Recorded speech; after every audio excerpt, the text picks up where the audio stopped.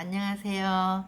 네, 우리 이제 지난 시간까지 창세기의 전반부, 하나님의 창조와 타락, 또 심판, 그리고 또 바벨탑 사건까지 했는데요.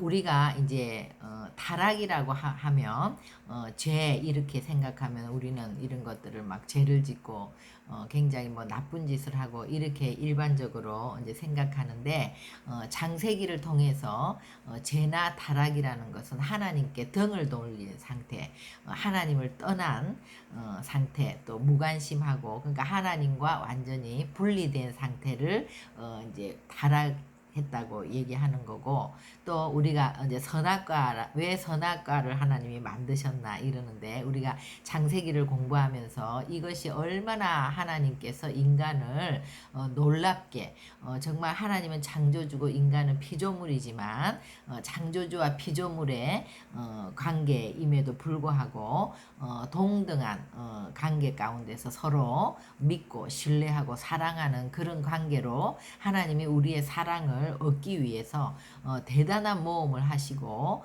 인간을 만드시고 인간에게 자유의지를 주신 거죠. 그죠? 그래서 선악과라는 것은 말씀에 불순종한 것이고, 우리가 다시 회복되어서 말씀에 순종할 때 하나님과 우리 안에 그런 믿음, 신뢰, 그리고 정말 그 온전한 사랑을 할 수 있는, 그래서 하나님이 우리를 구원하시기 위해서 정말 예수님을 독생자를 아낌없이 주신 것은 하나님의 전부를 우리에게 준 것이고, 그렇기 때문에 하나님도 우리에게 전부를 요구하시는 그런 놀라운 모험을 하시면서 인간에게 정말 하나님이 원하시는 것은 진정한 사랑, 그 사랑을 얻기 위해서 하나님이 이렇게 하나님의 열심으로 우리를 창조하실 뿐만 아니라 놀라운 구원을 이루어 가기 위해서 계속 일하시는 그것을 우리가 이제 볼 수 있었고, 또 그 과정에서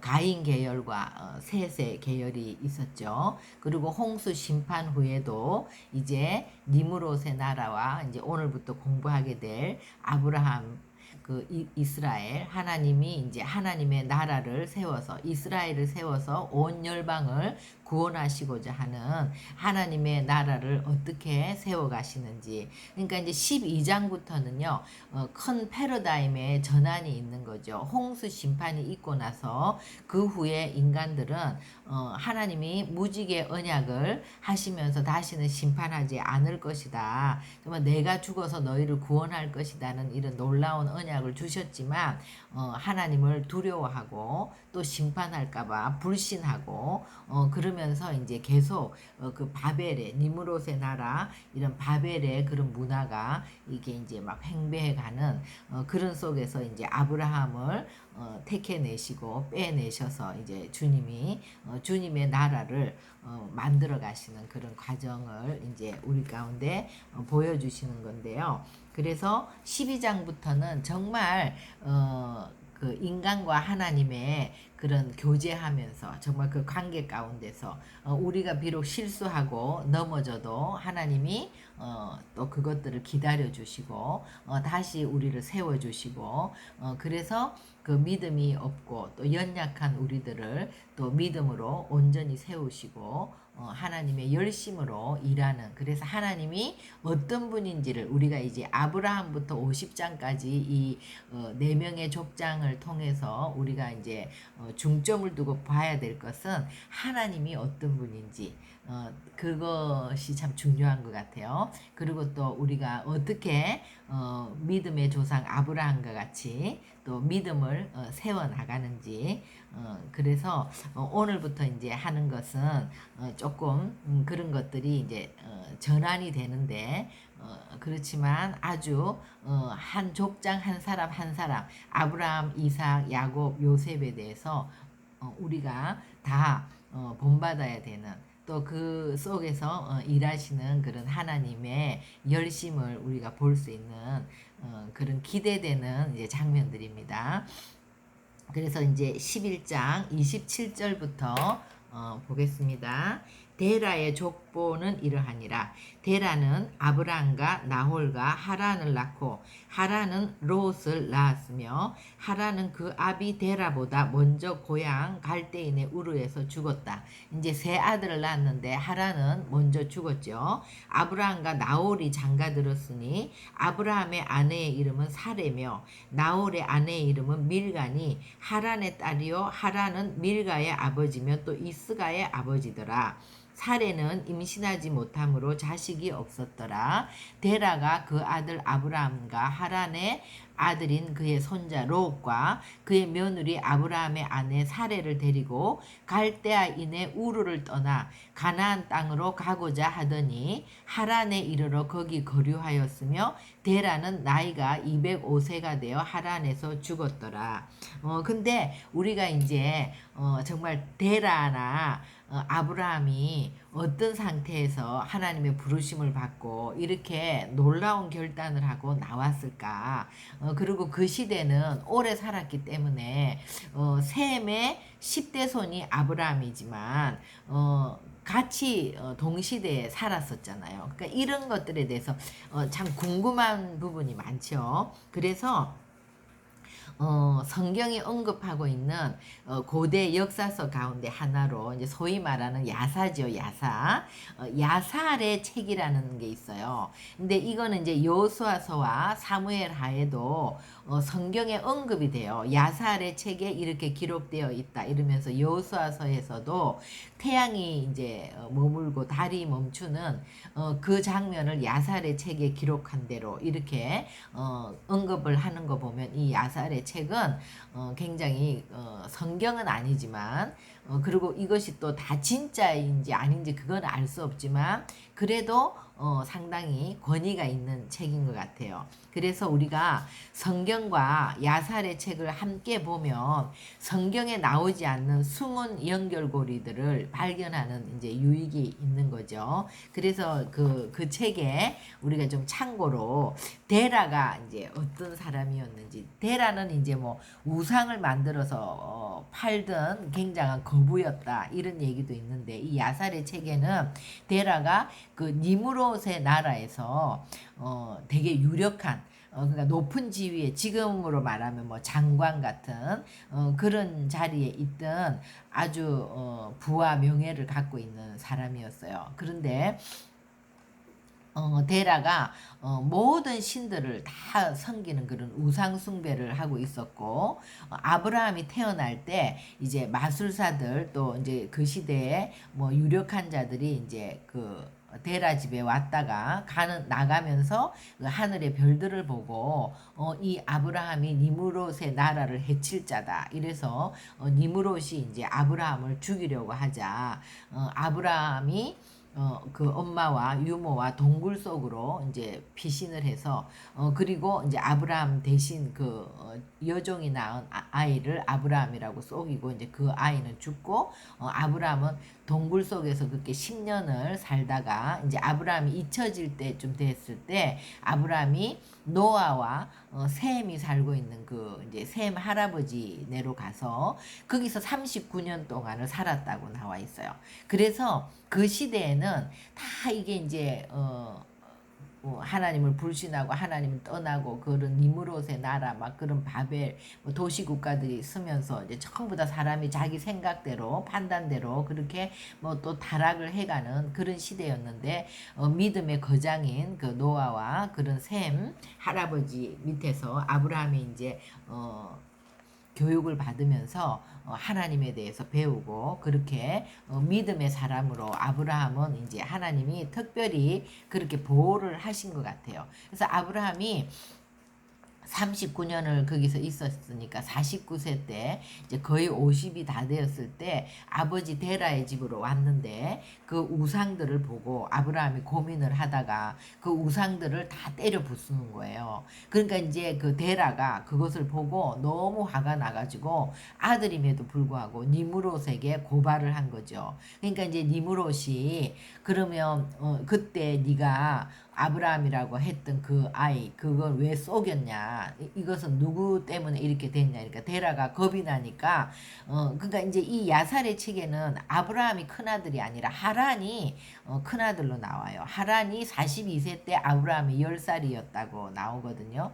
42세 때 그때 이제 사례를 또 낳았다 이렇게 돼 있는데 이제 성경에 보면은 사례가 조카가 아닌데 이런 부분이 좀 틀려요. 그런데 거기는 그렇게 돼 있거든요. 그러니까 니므롯이 그러면 하란과 아브라함을 데리고 오라 그래서 불 속에 던지는데 하란은 거기서 이제 죄가 돼 버리고 아브라함은 3일 동안 걸어 다니는 거예요. 그 꼭 다니엘의 세 친구처럼. 그래서 이제 아브라함이 거기서 나와서 오히려 아브라함의 하나님에 대해서 전부 숭배를 하게 되고 이렇게 조금 잦아들었지만 2년 후에 니므롯이 또 꿈을 꿔서 이 아브라함을 이제 죽여야 되겠다. 이래서 이제 아브라함이 비신을 또 셈에게 가는 거죠. 할아버지에게 그러면서 그때 이제 데라가 왔는데 아브라함이 데라에게 권유를 하는 거예요. 하나님이 그때 이제 부르셨을 때 우리가 떠나야 된다. 아버지도 여기에 있으면 다 우리 가족은 죽게 된다. 그리고 지금 이 여기에 있는 어떤 부와 그런 명예 이런 것도 아무 소용이 없다. 그래서 우리가 이제 가나안으로 가자. 이래서 이제 데라는 사실 믿음으로 갔다기보다는 살기 위해서 그 여정을 가게 된 것이죠. 거기 보면. 그런데 이제 가다가 그 갈대아 우르는 굉장히 대도시고 그런 문명의 중심지였는데 얼마나 힘들었겠어요. 그게. 그래서 가다가 이제 하란은 또 큰 대도시고 교통의 요충지고 사람이 살기에 좋은 곳이니까 거기에 또 몇 년 동안 있으면서 데라는 거기서 이제 정착을 하고 사는데 다시 아브라함을 하나님이 부르시고 이제 본토 친척뿐만 아니라 아비 집을 떠나서 너는 가나안으로 가야 된다. 이러면서 이제 아브라함이 나오게 되는 거죠. 정말 믿음의 결단을 하고. 그러니까 우리가 이제 이런 야사들을 통해서 보면 아브라함은 그 믿음이 있었던 할아버지를 통해서 하나님에 대해서 들은 사람이고 그런 것을 알고 있었기 때문에 하나님이 부르실 때 그런 하나님의 음성을 듣기도 하고 이런 것에 순종할 수 있는 그런 믿음이 있었던 거죠. 그래서 아브라함에게 이렇게 하나님이 정말 창세기 이제 12장에 보면 여호와께서 아브라함에게 이르시되 너는 너의 고향과 친척 아버지의 집을 떠나서 내가 너에게 보여줄 땅으로 가라. 이랬을 때 내가 너에게 보여줄 땅으로 가라. 이게 이제 히브리서 11장 8절에 보면 아브라함은 부르심을 받았을 때 순종해서 장래의 유업으로 받을 땅에 나아갈새 갈 바를 알지 못하고 나아갔다고 돼 있거든요. 그러니까 나아가라고 하지만 보여줄 땅으로 가라고 하지만 정확하게 모든 거를 다 얘기해줘서 가는 것이 아니잖아요. 그러니까 진짜 우리 믿음의 사람은 우리도 오늘날 우리도 주님이 우리를 부르실 때에 우리에게 모든 것을 보여주시는 게 아니라 성경은 항상 하나님은 만나 하루하루 만나를 주시는 분 매일매일 우리가 정말 주님의 인도를 받게 하시는 그래서 우리의 믿음의 유효기간은 정말 하루인 것 같아요. 하루가 지나면 인간은 또 바뀌고 또 내 생각이 올라오고 내 생각대로 하고 그러기 때문에 하나님이 정말 날마다 하나님을 붙들지 않으면 살 수 없는 주님의 인도를 받지 않으면 나갈 수 없는 그런 여건으로 만들어서 우리를 온전한 하나님을 향한 온전한 믿음이 생기기까지 우리를 그렇게 믿음으로 훈련하시는 것 같아요. 그래서 아브라함이 위대했던 것은 정말 그 히브리서에도 칭찬하신 것은 갈 바를 알지 못했지만 그 땅으로 간 것이죠. 그죠? 그래서 우리는 정말 하나님의 백성들은 갈 바를 알고 가는 것이 아니라 항상 주님의 인도하시는 법이 하루하루 인도하신다는 것을 다시 한번 우리가 마음에 새기는 것이 중요한 것 같아요. 그리고 이제 12장 2절 3절에 보면 내가 너로 큰 민족을 이루고 내게 복을 주며 내 이름을 창대케 하리니 너는 복이 되리라. 너를 축복하는 자에게 내가 축복하고 너를 저주하는 자에게는 내가 저주하리니 땅의 모든 족속이 너로 말미암아 복을 얻을 것이라.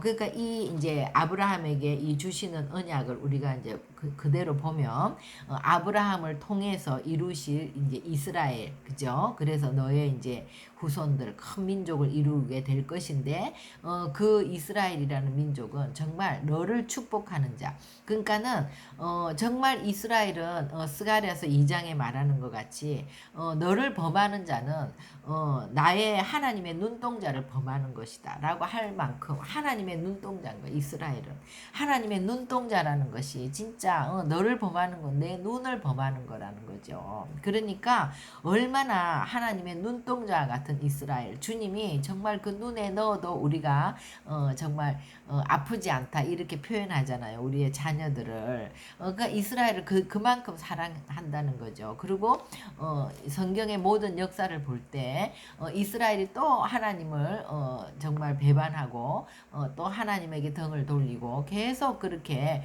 죄지은 이스라엘을 하나님이 징계하실 때 주변의 나라들을 통해서 이스라엘을 징계하시지만 항상 하나님 마음 아파하시고, 그런데 이스라엘을 징계하라고 했는데 너무나 이스라엘에게 가혹하게 하고 이러면 또 하나님은 화가 나시는 거예요. 그래서 또 그 민족들을 저주하시고 다 멸하시고 계속 그러죠. 그래서 정말 이스라엘을 우리가 문자 그대로 오늘날 우리도 영적인 이스라엘이기 때문에 영적인 이스라엘인 우리를 하나님이 축복하는 자를 축복하고 우리를 저주하는 자를 저주하는 것도 물론 맞겠지만 정말 문자 그대로 아브라함의 자손들 이스라엘을 우리가 축복하는 그런 사람들이 되고 또 그런 나라가 되고 그런 교회가 돼야 되겠습니다. 그래서 아브라함은 지금 열방의 교회도 하나님의 자녀지만 하나님에게 있어서는 이 아브라함의 민족 이스라엘은 정말 하나님의 눈동자라는 거,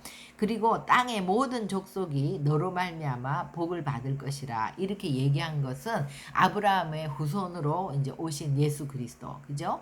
예수 그리스도를 통해서 오늘날 모든 열방이 다 복을 얻고 이제 주님의 나라 안으로 들어가고 우리가 아브라함의 영적인 또 후손이 된 거잖아요. 그리고 또 이 땅의 모든 족속이 너로 말미암아 복을 받는다. 이거는 뭐예요? 이스라엘은 제사장의 나라인 거죠. 하나님의 통치를 받는 이 이스라엘을 통해서 모든 민족이 돌아오게 하시려는 이 하나님의 계획이었는데 이제 이스라엘이 그 선민 사상으로 그 하나님의 뜻을 이루지 못했죠.